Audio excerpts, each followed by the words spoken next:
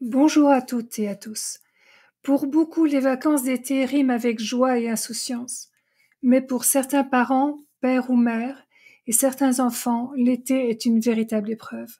C'est là que le poison de l'aliénation parentale agit le plus sournoisement. Quand votre enfant part plusieurs semaines chez un parent manipulateur, que craindre? Que faire? L'été peut devenir un terrain d'emprise qui bouleverse les repères.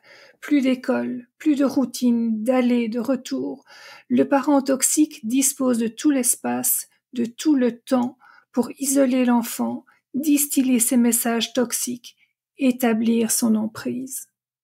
Durant cette période, il peut interdire les contacts, couper les ponts sans explication, répéter sans relâche sa propre vision des faits, inonder l'enfant de cadeaux, d'attention conditionnelle, dévaloriser l'autre parent par petites phrases assassines ou par des insinuations, se victimiser en inversant les rôles.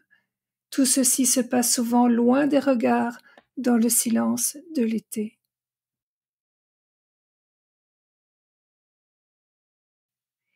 Il ne s'agit pas de simples tensions de couple. L'aliénation parentale est une stratégie diabolique où un parent cherche à briser, à détruire le lien de l'enfant avec l'autre parent.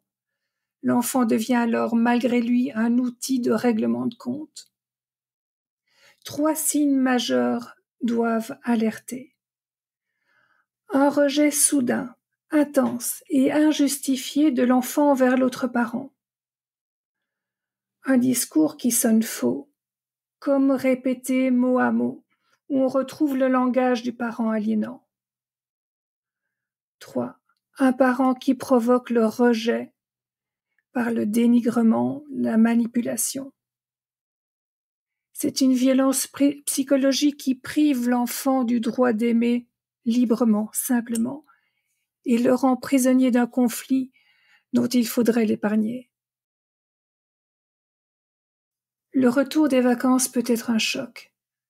Votre enfant semble changé, froid, distant, hostile, comme absent. Il vous lance des phrases qui, vous le savez, ne viennent pas de lui. Ce n'est pas vous qui le rejette, mais l'image déformée de vous-même qu'on lui a imposée. L'enfant s'est adapté pour survivre, quitte à porter un masque, quitte à nier une partie de lui. Dans ce contexte, il y a 3 pièges essentiels. Lui poser des questions assistantes sur ce qui s'est passé. Dénigrer l'autre parent devant lui.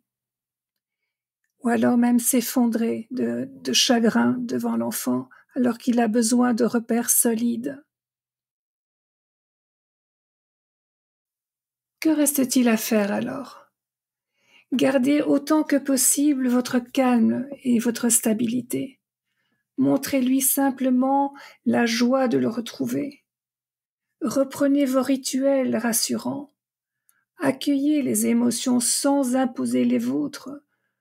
Posez des mots simples, sans accusation, lui dire peut-être « Ici tu peux penser ce que tu veux, tu as le droit d'être troublé ».